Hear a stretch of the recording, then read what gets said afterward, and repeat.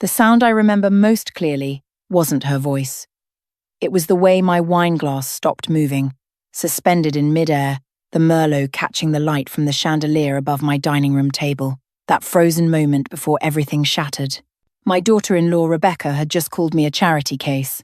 I set the glass down slowly, watching the liquid settle.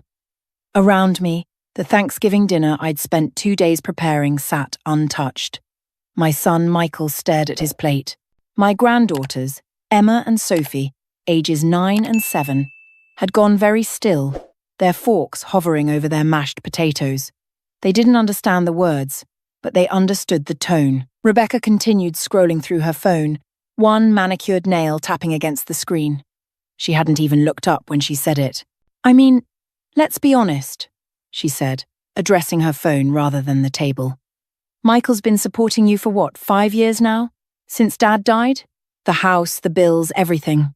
You'd think there'd be some gratitude instead of all this martyr act about cooking a turkey. I'd been a widow for 6 years. 6 years since Harold's heart attack in the backyard, where he'd been planting rose bushes for our 40th anniversary. 6 years of learning to sleep alone, to eat dinner at a table set for one, to make decisions without my partner of 4 decades. 6 years of keeping my mouth shut." "Rebecca," Michael said quietly, finally looking up. His voice carried a warning that she ignored. "What? I'm just stating facts. We pay her mortgage, Michael. Your mother would be in some senior apartment complex if it wasn't for us.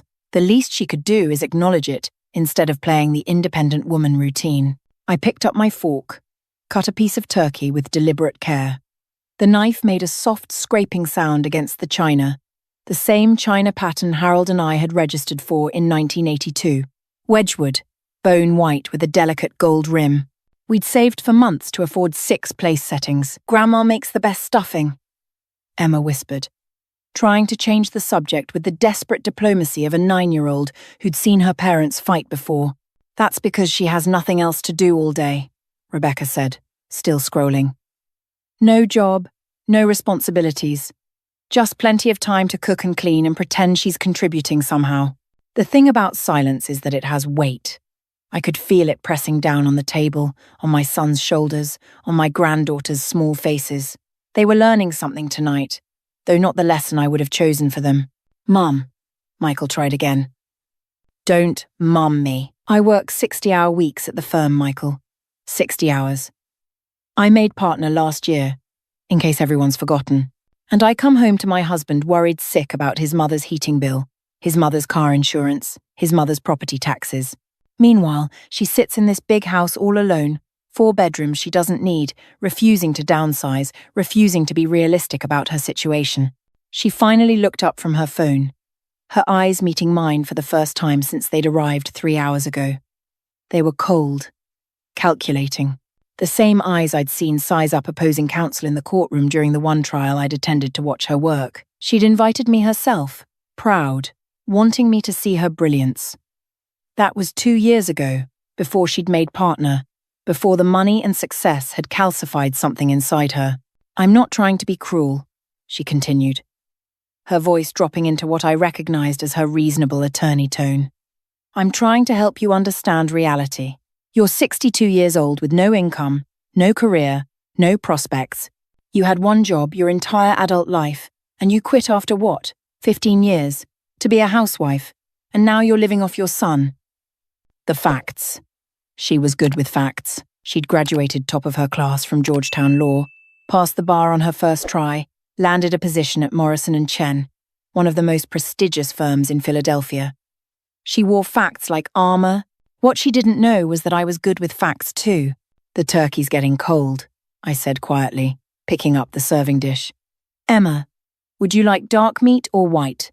Rebecca sighed, the sound of someone dealing with a difficult child. "This is exactly what I'm talking about. Avoidance. Denial. Michael, your mother needs to face facts. We can't keep subsidizing her lifestyle indefinitely. We have our own girls' futures to think about. College funds, the mortgage on our house. We're not made of money." That was when Michael stood up. Not dramatically, not with anger. He simply pushed his chair back and stood, his napkin falling from his lap to the hardwood floor.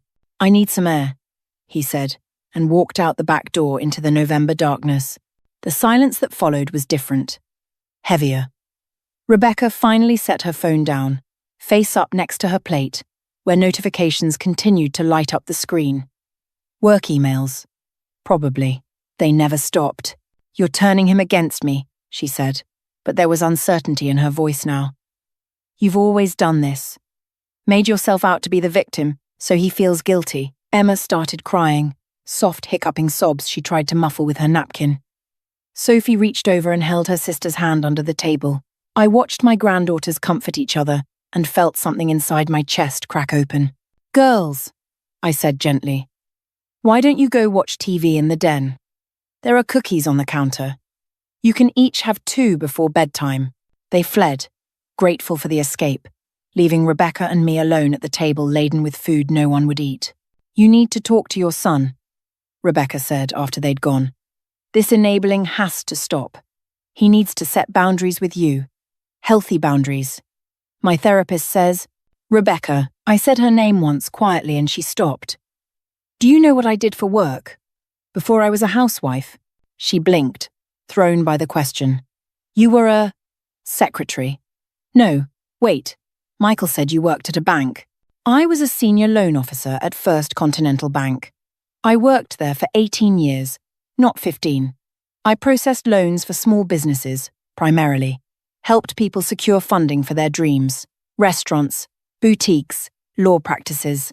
I stood up and walked to the china cabinet, the one Harold had refinished for me the year Emma was born. From the bottom drawer, beneath the table linens I'd inherited from my mother, I pulled out a manila folder. It was thick, stuffed with papers I'd filed carefully, chronologically, documents I'd hoped I'd never need to show anyone. "I was very good at my job," I continued, returning to the table. "I understood interest rates, repayment schedules, risk assessment, how to structure a loan so that someone could afford it while the bank still made money. It's a balance, really. Everyone needs to win." Rebecca was watching me now with the focus she usually reserved for depositions. Her attorney brain sensed something coming but couldn't quite identify the threat. I opened the folder and pulled out the first document. A promissory note dated September 2013, 12 years ago, the year Rebecca had started law school. "Georgetown Law costs about $65,000 a year," I said, sliding the paper across the table. "That's just tuition. Then there's housing, books, living expenses. You took out federal loans, of course, but those only covered about half the cost." Her eyes dropped to the document. I watched her read it, watched the colour drain from her face. "Your parents couldn't help much. Your father was between jobs. Your mother had just had that surgery. You were panicking. You told Michael. You said you might have to defer, might lose your spot in the program." I pulled out another paper. "A bank transfer receipt, $23,000, I read aloud, though she could see the number clearly. "Wired to Georgetown's financial aid office on September 15th, 2013. From an account in my name, marked as a gift, not a loan, because you were family, and I wanted to help." Another paper. $18,000 in January 2014, $21,000 in September 2014, $19,000 in January 2015. I kept pulling documents. Each one landed on the table with a soft thud. Bank statements, transfer confirmations, cancelled checks. "Over your 3 years of law school, I contributed $147,000 to your education.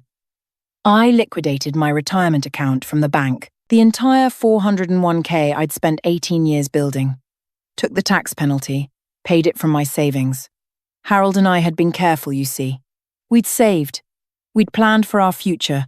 Rebecca's hands were shaking now as she tried to pick up one of the papers. It slipped from her fingers. "Then there was the bar exam," I continued, my voice still gentle, still quiet. "Those prep courses aren't cheap. $6,000 for Kaplan. You needed it, you said. You weren't sure you could pass without it. More papers. The interview suit from Nordstrom. $1,500 because first impressions matter in law. The professional headshots. The apartment deposit for your first place in the city, because you needed to be close to the firm. $5,000 for first, last, and security." The table was covered now with evidence. A paper trail of every dollar I'd given her, Every sacrifice Harold and I had made, cutting back on groceries, cancelling our anniversary trip to Maine, selling the second car we didn't really need anyway. When you and Michael got married, I said, you wanted to buy a house, not rent, you insisted. You needed equity, building wealth, you called it. But you'd just started at the firm. Michael was still finishing his teaching certification. Banks wouldn't give you a mortgage, not a big enough one for the neighborhood you wanted. I pulled out the final document. The big one. A cashier's check receipt for $98,000, dated March 2017. The down payment on your house. 20% of $490,000. I sold this house to Harold's brother Tom for well below market value, with an agreement that I could stay here, paying him rent. Rebecca's lips were moving, but no sound came out. Her phone kept lighting up with notifications she didn't see. So when you say Michael supports me, you're partially correct. Your husband, my son, pays the rent on this house every month. $1,200. Do you know what I pay Tom directly each month from my Social Security? She shook her head, mute. $1,000. Michael covers the $200 difference. That's what he supports me with. $200 a month plus my car insurance, which costs $90. $290 total. I began stacking the papers, organizing them back into the folder with the same care I'd used to file them originally. I have given you and my son $256,000 over the past 12 years. You currently pay me $290 per month. At that rate, it would take you 73 years to repay what I've given you. The back door opened and Michael came in, his face red from cold. He stopped when he saw the papers, the expression on his wife's face. I never told him, I said to Rebecca. I never told anyone. Because that's not why I did it. I did it because you were brilliant and determined and I believed in you. Because you made my son happy. Because when you talked about your dreams, your eyes lit up the same way Harold's used to when he talked about his roses. I closed the folder. I did it because that's what mothers do. We give everything we have so our children can have more than we did. We sacrifice our own comfort, our own security, so they can reach higher. And we don't expect gratitude for it. We don't keep score. Rebecca was crying now, silent tears running down her face, ruining her perfect makeup. But we also don't expect to be called charity cases at our own dinner tables. Michael moved to his wife, put a hand on her shoulder. She flinched but didn't pull away. I'm not telling you this to humiliate you, I said. I'm telling you because my granddaughters are learning how to treat people by watching you. They're learning what family means, what sacrifice looks like, what gratitude sounds like. I stood up, began clearing the plates of uneaten food. The turkey had gone cold, the gravy congealing. All that work for nothing, but perhaps not entirely nothing. I'm going to wrap up the leftovers, I said. You can take them home. Emma mentioned she likes turkey sandwiches for school lunch. I walked to the kitchen, leaving them at the table. Behind me, I heard Rebecca's breath hitch, heard Michael's quiet voice saying something I couldn't make out. The murmur of a marriage, recalibrating in real time. I scraped plates into the trash, wrapped turkey in aluminum foil with practiced hands. The motions were automatic, soothing. Through the kitchen window, I could see the backyard where Harold had planted his roses. They were dormant now for winter, just thorny stems in frozen earth. But they'd bloom again in spring. They always did. Emma appeared in the doorway, her face still splotchy from crying. Grandma? Are you and Mom fighting? I dried my hands on a dish towel, knelt down to her level despite my creaking knees. No, sweetheart. We're just having an adult conversation. Sometimes grown-ups need to talk about hard things. Mom's crying. I know. Sometimes when we realize we've hurt someone we love, it makes us sad. That's actually a good thing. It means we care. She thought about this, her forehead wrinkling the way Michael's used to when he was working through a math problem. Did you really pay for Mum to be a lawyer? I smoothed her hair back from her face. I helped. But your mum worked very hard. She's brilliant, you know. One of the smartest people I've ever met. That's why I wanted to help her. But she said you were poor. I'm not rich, I said honestly. But I'm not poor either. I have everything I need. And more importantly, I have you and Sophie and your dad. That makes me the wealthiest person I know. She hugged me then. her small arms fierce around my neck.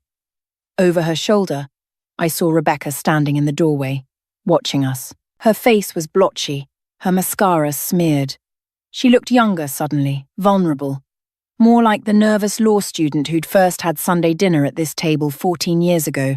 "I'm sorry," she said, her voice breaking. "I know, but why didn't you tell me? Tell us." All this time, we thought. I released Emma, who ran to her mother and grabbed her hand. Rebecca looked down at her daughter, squeezed her fingers. "Because it wasn't meant to be a debt," I said. "It was an investment. In your future. In my son's happiness. In my granddaughter's having a mother who knew she could achieve anything she set her mind to." Michael appeared behind them, carrying Sophie. He looked like he'd been crying too.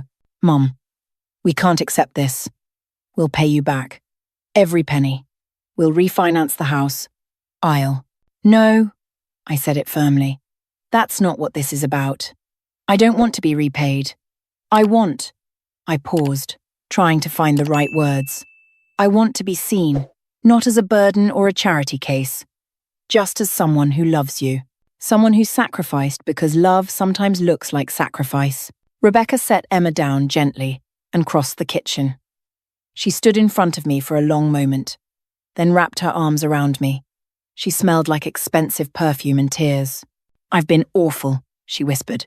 "So awful. I was just so stressed with the promotion, with the hours, with trying to prove myself. And I took it out on you because you seemed like an easy target. Someone who wouldn't fight back. I know what it's like to try to prove yourself," I said, patting her back the way I used to when Michael had nightmares. "To feel like you have to be perfect, to justify your place at the table. But you've already proven yourself, Rebecca. You don't need to keep fighting invisible battles." We stood like that for a while, the kitchen warm from the oven I'd turned off, the smell of turkey and sage thick in the air. Eventually, Sophie wiggled down from Michael's arms and joined the hug. Then Emma. We stood there, 5 people bound by blood and choice and money that was never really about money at all. Later, after we'd reheated the food and actually eaten it, after the girls had fallen asleep in the den watching Charlie Brown's Thanksgiving, Rebecca and I sat at the kitchen table with coffee. Michael was outside, covering Harold's roses with burlap for winter. "I'm going to tell them," Rebecca said suddenly. "The girls, when they're older, about what you did, about how you helped me become who I am. You don't have to." "No, I do. They need to know that family means showing up for each other, even when it's hard, especially when it's hard." She turned her coffee mug in her hands, studying the pattern. "My mother never did that for me. I had to fight for everything alone. Maybe that's why I'm so harsh sometimes. I forget that accepting help isn't weakness. Your mother did the best she could. So did you. But there's a difference between doing your best and giving everything." She looked up at me. "Thank you. I know I should have said that years ago, but thank you for believing in me when I wasn't sure I believed in myself." Through the window, I watched Michael work, his breath visible in the cold air. He moved carefully among the rose bushes, tucking burlap around each plant with the same patience his father had shown. Some things we inherit from our parents aren't money or property. They're tenderness, care, the ability to nurture something through winter so it can bloom again. "You would have made it without my help," I said. "You're brilliant and determined. You would have found a way, maybe. But it would have been harder, lonelier, and I might not have ended up with Michael. We might have broken up under the stress of me struggling through law school broke and exhausted." She was right about that. I'd seen them that first year, the strain that money problems put on their young relationship, the fights about whether Rebecca should drop out, whether they could afford to stay together. Money shouldn't matter when you love someone, but it does. It creates options, removes obstacles. It's not about buying happiness. It's about removing barriers to it. "Can I ask you something?" Rebecca said. "Why did you quit your job at the bank? Michael said you loved it."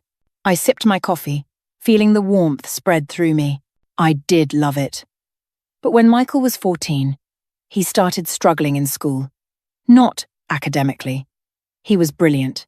But emotionally, he was being bullied, and he'd come home and lock himself in his room. Harold was working long hours at the plant. I could see my son slipping away, becoming someone I didn't recognize. I set my cup down. So I quit. Not because I wasn't good at my job, but because my son needed me more than First Continental Bank did. I was there when he came home from school. I listened when he was ready to talk. I helped him find his confidence again. By the time he was 16, he was thriving, happy, whole. But your career was never as important as my son. Some women can balance both perfectly. I admire them, but I couldn't. Not and be the mother Michael needed at that moment. So I chose, and I've never regretted it. Rebecca nodded slowly. The girls. They're at the age where they need me more. But I've been so focused on making partner, on proving I deserve it, that I've missed things. School plays, parent-teacher conferences. Emma's been struggling with math, and I didn't even know. Until Michael told me last week. You're not me, I said gently. You don't have to make the same choices I made. But you do have to make choices.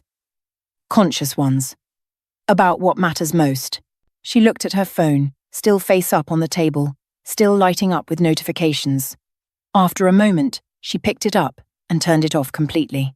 Tomorrow, she said. I'm calling my managing partner. I'm cutting back to 40-hour weeks. They can reassign some of my cases. I made partner. I proved what I needed to prove. Now I need to prove something else. That I can be the mother my daughters deserve. I reached across and squeezed her hand. Her fingers were cold from holding the coffee mug, but she squeezed back, warm and grateful. Michael came in from the cold, stamping his feet on the doormat. Roses are covered. Dad's garden is ready for winter. He looked between us, saw something different in the air, in the way we were sitting together. His eyes filled with tears again, but he was smiling. How about we make this a tradition, he said. Real Thanksgiving. All of us here together. Every year. No phones at the table. Just family. I'd like that, I said. Me too, Rebecca added. And I'm cooking next year. I'm a terrible cook, but I'm going to learn. It's time. We all laughed at that, the sound filling the kitchen, spilling into the den where the girls slept. Harold would have loved this moment, I thought. Would have loved seeing our family knit back together, stronger in the broken places. Later, after they'd gone home with containers of leftovers and promises to come back Sunday for dinner, I sat alone in the quiet house. The dishes were done, the kitchen clean. Through the window, I could see stars appearing in the clear November sky. I thought about the folder I'd shown Rebecca, the papers I'd kept all these years. I'd never wanted to use them as weapons. But sometimes love means defending yourself, standing up and saying, I matter too. My sacrifices were real. My choices were valid. Sometimes the greatest gift we give our children isn't money or opportunity. It's teaching them that everyone deserves respect. That kindness isn't weakness. That saying, I'm sorry when you've hurt someone is a sign of strength, not failure. I turned off the lights and climbed the stairs to bed. Harold's side still empty after all these years. But the house didn't feel empty tonight. It felt full of memories, of forgiveness, of family finding its way back to what mattered. The wine glass I'd set down during dinner was still on the table. I'd left it there deliberately. A reminder of the moment everything changed. Tomorrow I'd wash it, put it back in the cabinet with the others. But tonight, I let it sit, catching the moonlight from the window. A marker of before and after, of silence and sound, of the exact moment when someone finally heard me.